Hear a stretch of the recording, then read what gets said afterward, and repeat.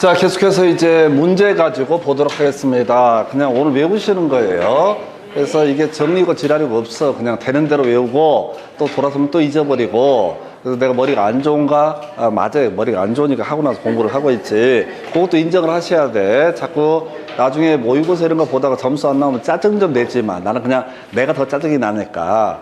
그래서 최대한 그냥 비우고 가는 훈련 하셔야 돼. 또 아까 졸았으니까 이제 정신 차려가지고 다시 내용 몇 개 확인을 하겠습니다. 해서 자, 일단은 위험 얘기부터 다시 자 키워드 갑시다. 금융적 위험, 유동성 위험이라고 하는 게 포인트. 그 외에 나머지를 뭐라고 한다? 사업상 위험이라고 부르게 된다. 그래서 위험의 분류 있었고요. 두 번째, 위험과 똑같은 말이 분산과 표준 편차. 분산이 크다, 표준 편차가 크다, 위험이 크다. 같은 얘기였었고요. 그 다음에 세 번째 이슈. 자, 위험 조정 할인율의 활용이라고 해서 위험도가 높을수록 어떻다? 앞으로 많이 까버리는 것을 높은 할인율을 적용을 하게 된다라고 할 것. 그리고 이제 바로 분산 투자 관련해서 자, 분산 투자를 한다라고 할지라도 위험이라는 게 영원히 사라지는 것은 아니다. 그래서 피할 수 없는 위험을 이름하여 체계적 위험이라고 부르게 된다. 이에 대응해서 개별 부동산의 특성 때문에 발생하는 위험을 비체계적 위험이라고 정의를 하게 될 것이고요. 분산 투자를 통해서 이런 비체계적 위험을 감소시킬 수가 있다. 근데 이 분산 투자 과정에서 비체계적 위험을 감소시키기 위해서 분산 투자를 했는데 수익률이 같은 방향으로 움직이면 플러스 1, 수익률이 반대 방향으로 움직이면 마이너스 1. 그래서 굳이 우리가 이제 수익률을 따지는 게 아니라 위험 얘기를 하고 있는 거니까 위험을 많이 감소시키기 위해서는 수익률이 반대 방향으로 이루어지도록 분산 투자가 이루어져야 될 것이다. 평균 분산 지배 원리, 수익률 높은 쪽에 투자를 할 것이다. 어떻게? 위험이 동일했을 때. 한편 자, 수익률이 같다면 위험이 낮은 쪽에 투자를 하게 될 것이다. 이렇게 봤었고요. 이걸 평균 분산 지배 원리. 그 다음에 율해서 효율적 전선이라고 하는 개념이 있었죠. 그래서 자, 최고의 수익률을 나타내는 점을 연결한 선을 가리켜서 효율적 전선이라고 논의를 하게 되죠. 그 다음에 지금 자, 이미 최고의 수익률이다 보니까 이보다 더 높은 수익률을 꿈꿀 때는 자, 추가적인 위험을 감수해야만이 더 높은 수익률을 꿈꿀 수 있다. 아직 한 번도 안 나왔던 거 무차별 곡선 미음에서 바로 동일한 만족을 느끼는 위험과 수익률을 감안했을 때 동일한 만족을 느끼는 점을 연결한 선을 가리켜서 무차별 곡선. 그리고 이 효율적 프론티어, 효율적 전선하고 무차별 곡선의 접점을 가리켜서 최적의 포트폴리오다. 이렇게 분석을 합니다. 그래서 이거를 이해한다는 느낌보다는요, 그냥 단어 몇 개 외워서 시험을 보신다라고 생각하는 게 좋습니다. 문제 가지고 이제 가보도록 하겠습니다. 아는 것만 가지고 푸는 거야 해서 1번 첫 번째 명제 보니까 경기 침체로 인해서 수익성이 악화되면서 야기된 위험은 사업 위험에 해당한다. 우리는 위험은 세 가지가 있었죠. 금융적 위험이라고 하는 거, 유동성 위험이라고 하는 거, 그 다음에 사업상 위험이라고 하는 거. 그러면 이거는 최소한 뭐는 아니야? 금융적 위험은 아니죠. 그 다음에 또 뭐가 아니야? 유동성 위험도 아니죠. 그럼 뭐가 된다? 사업 위험에 해당이 되게 된다. 그래서 기억번 오른편 이렇게 가는 거지. 사업 위험이 이거다 이렇게 외우시면 안 돼. 사업 위험의 종류가 많기 때문에 표현들을 계속 바꿔가면서 틀리게 다르게 구성을 하게 되거든요. 그럼 개별적으로 외우면 외울량이 너무 많이 늘어나 해서 기억번 오른편 이렇게 되어 있고요.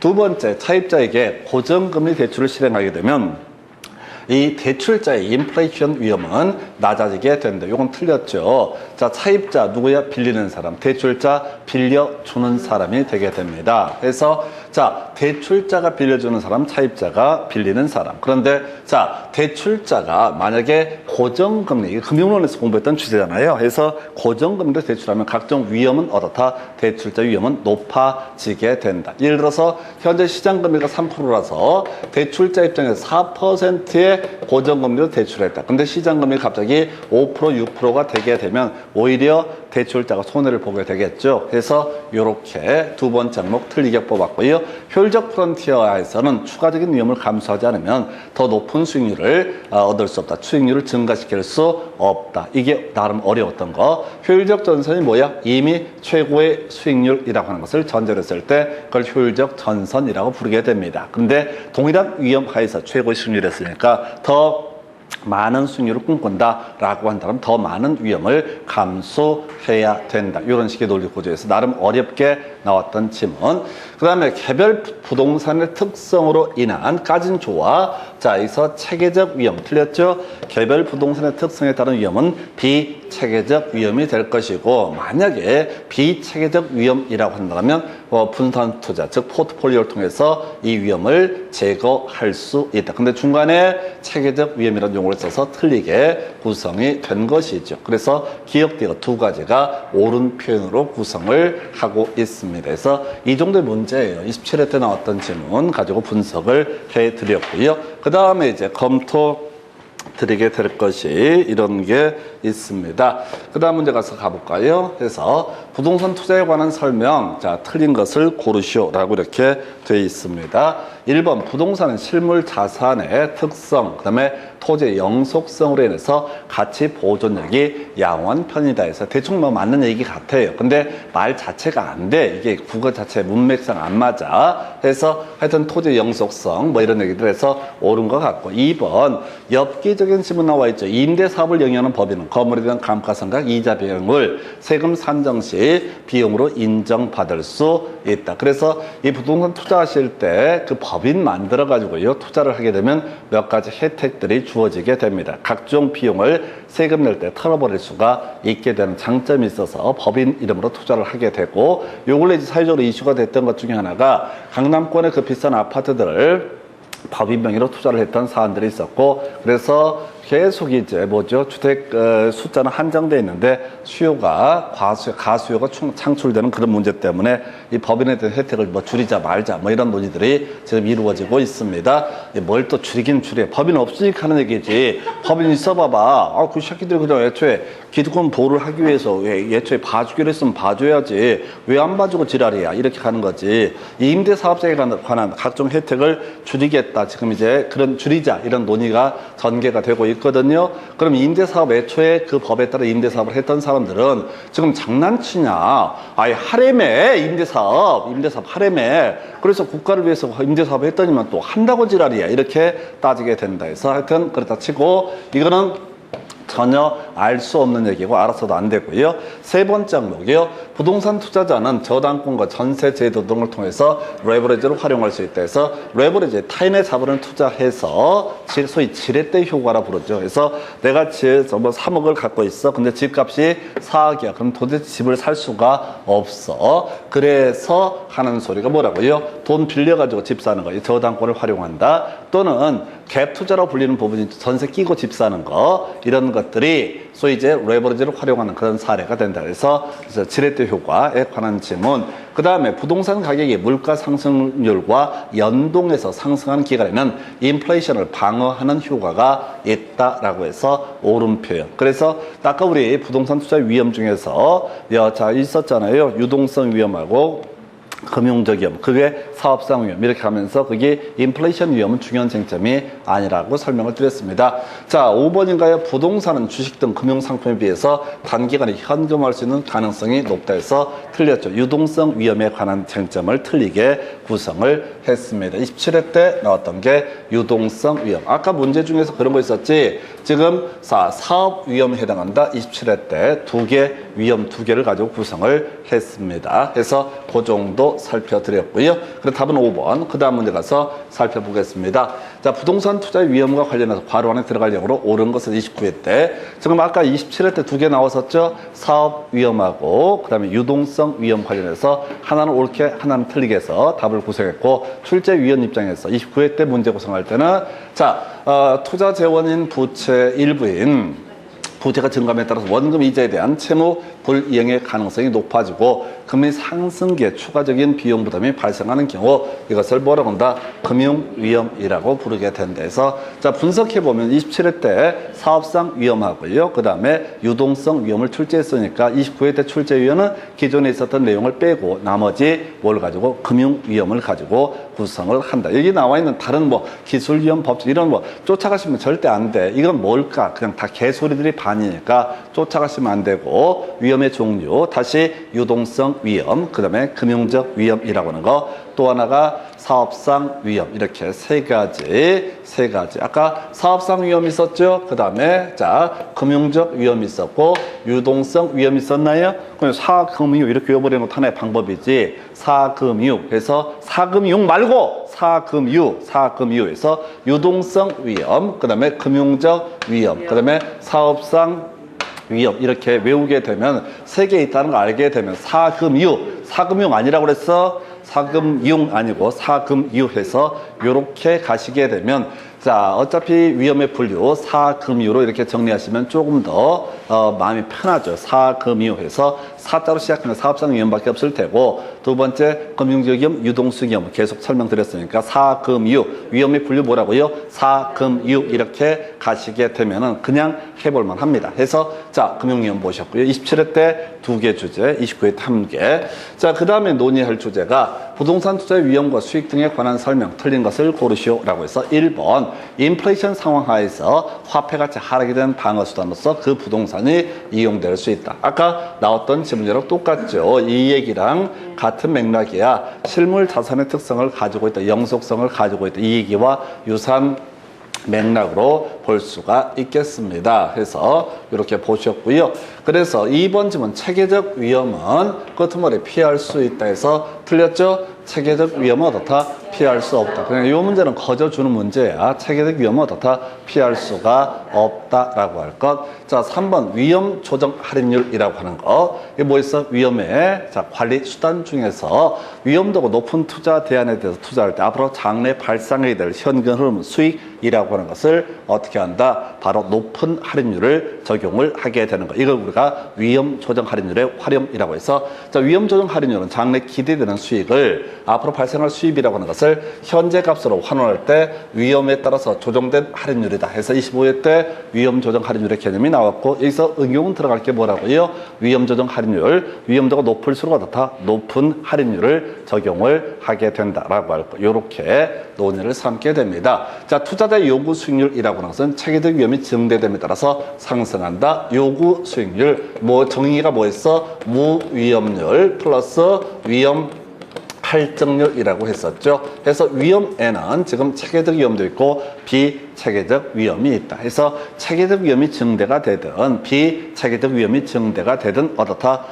그만큼 바로 요구 수익률은 상승하게 된다. 이게 이제 지문 형태. 아까 기대 수익률 문제는 문제를 구성할 때 어떻게 나오냐면 계산 문제, 그 다음에 요구 수익률 얘기는 이렇게 지문 형태로 구성이 되게 됩니다. 효율적 프론티어, 열에서 효율적 전선 뭐라고요? 최고의 수익률을 나타내는 점을 연결한 선. 해서 아까 27회 때인가요? 이걸 가지고 효율적 전선 하에서 더 높은 수익률을 꿈꿀 때는 더 많은 위험을 감수해야 된다. 그래서 문제를 구성하는 걸 보면 약간씩 업그레이드를 시켜요. 체계를 붙여서 여기서 플러스 알파가 나올 테고 또 좀 이따 보겠지만 위험 조정 할인율 할 때 플러스 알파는 뭐라고요? 바로 자 높은 수익률, 위험도가 클수록 어떻다? 높은 할인율을 적용을 하게 된다. 이렇게 뼈대를 잡게 됩니다. 그래서 얘들이 살짝 올리는 것들 보셔야겠고, 그래서 이 문제 답은 2번. 겁나 쉬웠었고요. 그 다음 주제 가서 살펴보도록 합니다.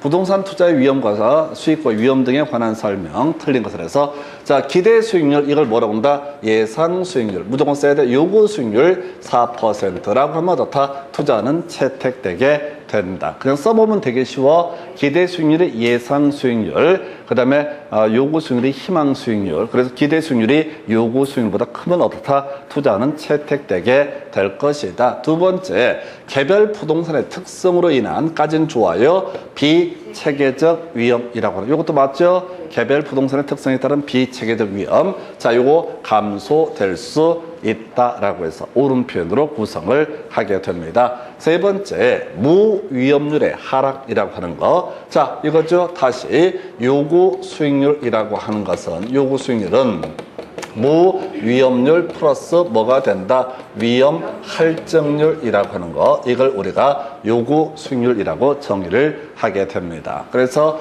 요구 수익률은 무위험률 플러스 위험 할증률. 그래서 무위험률이 하락하면 요구 수익률은 어떻다? 하락하게 된다. 틀렸죠? 그래서 요구 수익률을 결국은 무위험률, 다시 무위험률이 하락하게 되면 요구 수익률도 하락하게 될 것이다. 별것도 없어요. 그래서 얘가 하락하면 당연히 어떻다? 요구 수익률도 하락하게 될 것이다. 이렇게 가는 거예요. 그래서 이건 지문 형태로 끊임없이 구성이 돼요. 그 다음에 투자자가 대상 부동산을 원하는 시기에 현금하지 못할 가능성, 유동성 위험. 요거 할 때마다 사금유 외우셔야 돼. 사업성 위험, 금융적 위험, 유동성 위험이라고 하는 거. 이렇게 논의를 잡아야 되죠. 자, 평균 분산 지배원리로 투자 선택을 할 수 없을 때, 자, 변동계수 등을 활용해서 투자원의 우위를 판단할 수 있다 해서 개소리. 그래서 여기서는 굳이 해석하면 1번부터 4번까지만 의미가 있어요. 애써 훈련하셔야 돼. 시험 보실 때 지문 1개쯤 막히는 것 또는 2개쯤 막히는 거 전혀 살아가는데 지장이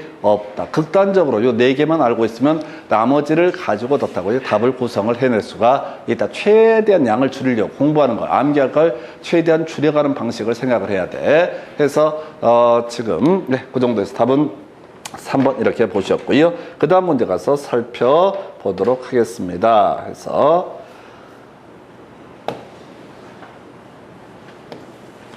자, 이 문제가 맞나요? 다시 지금 확인을 해볼까요?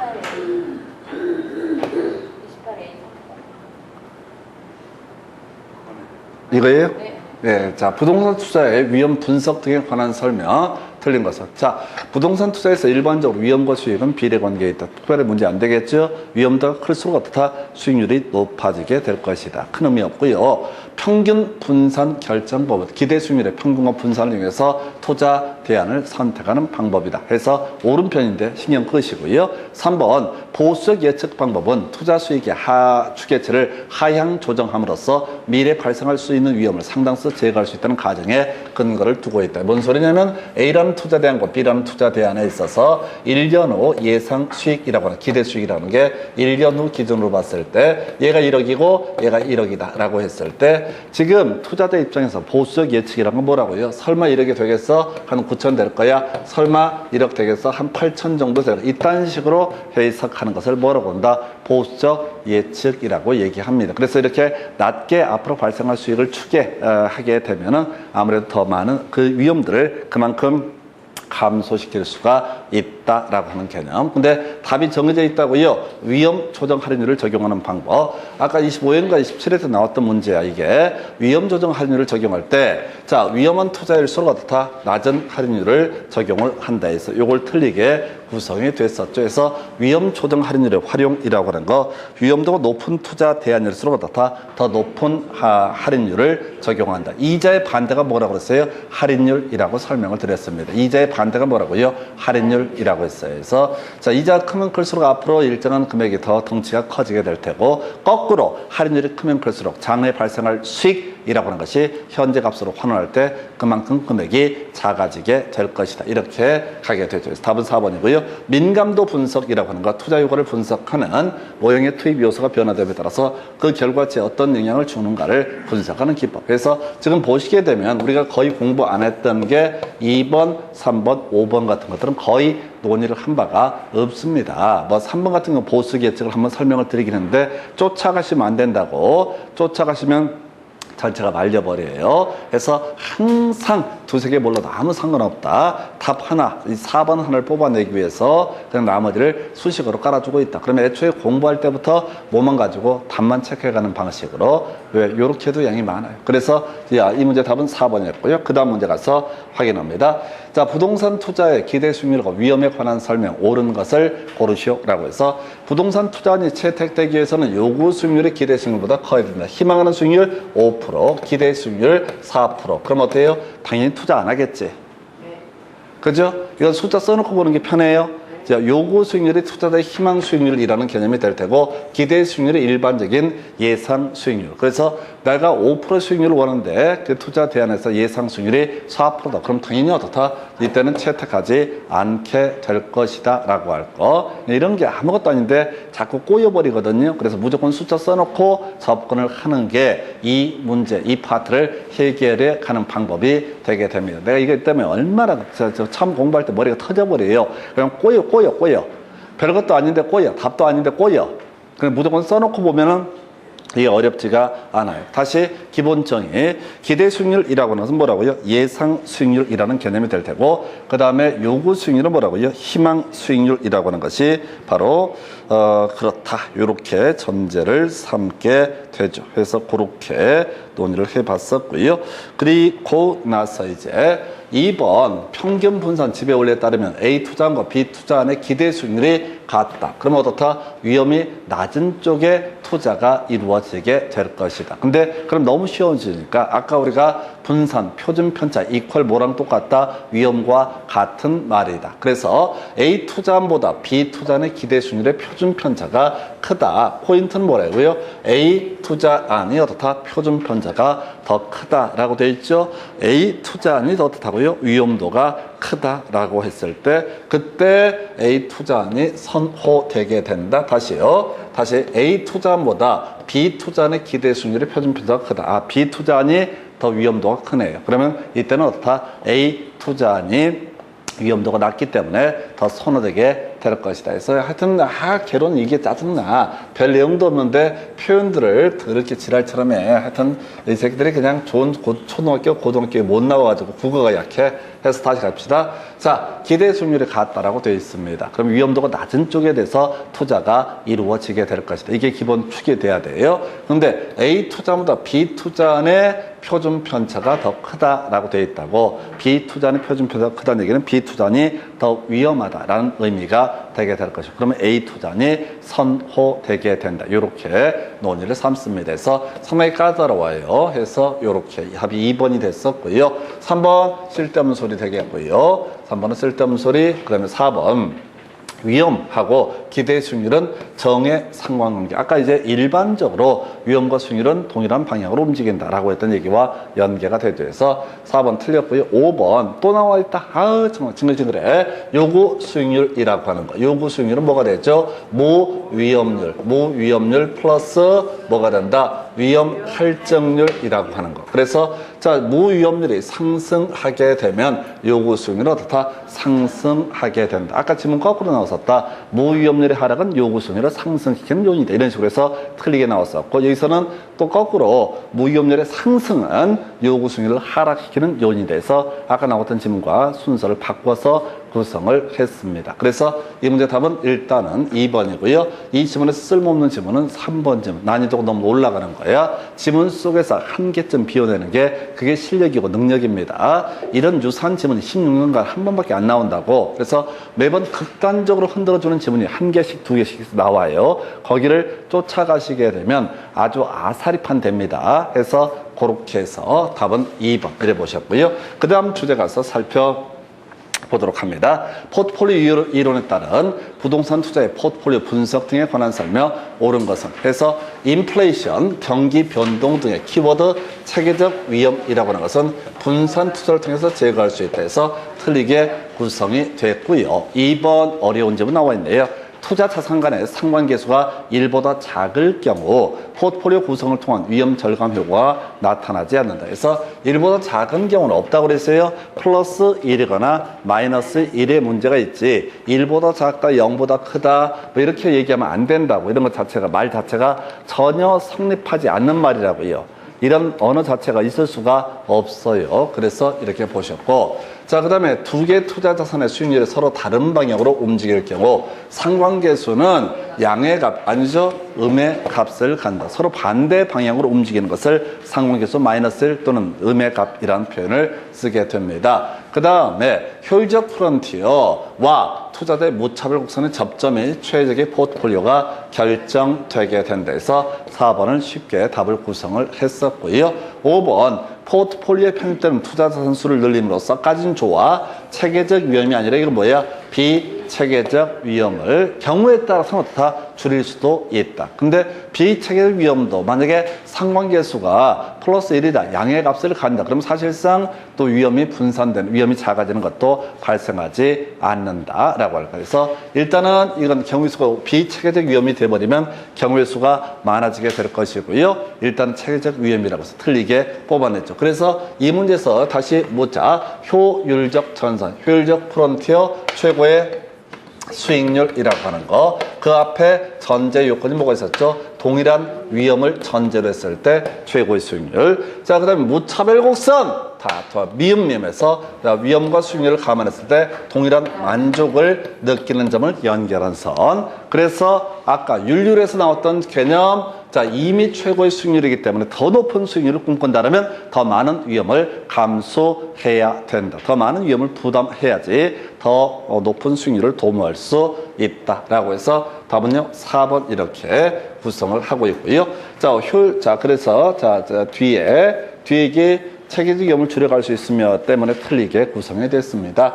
해서 자, 요렇게 해서 지금 이제 답은 4번으로 구성을 해놨고요. 그 다음에 이제 영업이득, 자, 문제 하나 더 가볼까요? 자, 포트폴리오 이론에 관한 설명, 틀린 것을 고르시오에서 분산 투자 효과는 포트폴리오를 구성하는 투자 자산 종목의 수를 늘릴수록 까지 아까 나왔던 체계적 위험이 감소되어서 아까 나왔던 지문이죠. 바로 앞에서 했던 5번 지문인가요? 그래서 봐봐봐! 저 똑같은 얘기를 계속 똑같이 하고 있잖아. 포트폴리오에 편입되는 투자 전수를 늘림으로써 체계적 위험을 줄여갈 수 있고 그 결과로 총 위험이 줄어든다. 이 5번 지문하고 지금 30회 때 1번 지문하고 거의 똑같죠? 종목 수를 늘림으로써 체계적 위험이 감소돼서 전체 위험이 감소되는 것이 돼서 하여튼 그냥 계속 같은 얘기 한다고요. 근데 지금이 이렇게 문제를 두 개를 띄워놓고 비교하니까 똑같은 문제를 살짝 바꿨네 이렇게 보는 거지. 실질적으로는 그냥 어차피 여러분들은 똑같은 지문이 나와도 이게 맞아 틀려 여기까지밖에 분석을 못해요. 양이 많기 때문에 방법이 뭐냐면 계속 같은 내용을 징글징글하게 외우시는 겁니다. 2번 지문요. 포트폴리오 전략에서 구성 자산 간의 수익률이 반대 방향으로 움직일 때 위험 감소 효과가 크다라고 해서 맞죠? 해서 상호계수 마이너스 1 또는 음의 값을 가질 때 위험이 감소 효과가 크다. 효율적 프론티어 보니까 최고의 수익률 나와 있죠? 효율적 프론티어 뭐라고요? 최고의 수익률이라고 하는 거. 이때 모든 위험 수준이라는 게 뭐냐면 각각의 동일한 위험 수준에서 최고의 수익률 이렇게 가게 됩니다. 그래서 오른편 4번 효율적 프론티어의 효율적 전선의 우상향에 대한 의미는 투자자 높은 수익률을 얻기 위해서 많은 위험을 감수하는 것이다. 그래서 아까 봤던 것 같은데 더 높은 수익률을 꿈꾼다면 더 많은 수익률을 얻을 수 있다. 근데 약간 이제 유보해 두시고요.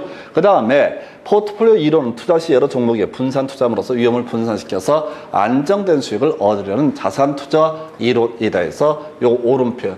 근데 연병할 답이 1번이었었나요? 그냥 뒤지게 읽었더니만 그냥 답이 1번이었어. 이런 게 제일 힘 빠져. 그래서 지금 내가 좀 움찔 쫄았어요. 답이 없는 줄 알고. 1번부터 5번까지 다 해놓고 1번 답을 마킹을 하니까 이따가 도대체 답이 몇 번 했지 이렇게 생각을 하게 됐던 사례가 되겠습니다. 그래서 요는 지금 새로운 문제라기보다는 지금 거의 냈던 거 그대로 짜깁기 하고 있어요. 진짜 새로운 문제 없습니다. 근데 왜 사람들이 점수가 안 나올까? 왜 점수가 안 나오냐면 암기가 안 돼서 그래. 철저하게 안 돼. 듣고 나서 그냥 선생님이 하도 강의를 잘하네. 이해가 쏙쏙 되네. 그리고 나서 만족해버리니까 조금만 문장을 바꿔놔도 순서만 바꿔도 막 머리가 빠개져. 평상시에 그냥 계속 같은 얘기를 그냥 계속 보는 거야. 보다 보면 어떻다고요? 이게 대박이다. 그리고 앞으로 제가 이제 꼭 부탁드리는 것 중에 하나가 그럴 시간이 있을지 모르겠지만 문제 중에서 5번 지문은 특별히 사랑을 해주시더라. 틀리든 말든. 아니 과목과 무관하게 이놈의 새끼들이 꼭 하는 짓거리가 지난번에 5번 뽑았던 지문 있잖아요. 이걸 자꾸 새로운 문제 답을 뽑는 경향이 있다고. 아까 있었잖아 이거. 이런 문제가 많다니까. 지금 보면은 26회 때 5번 지문 이렇게 뽑았잖아요. 그래서 포트폴리오에 편입되는 투자 산수를 늘림으로써 체계적 위험을 줄여갈 수 있으며 그 결과로 총 위험 줄어들게 된다 해서 일단 답은 아니었는데 5번쯤은 나왔잖아요.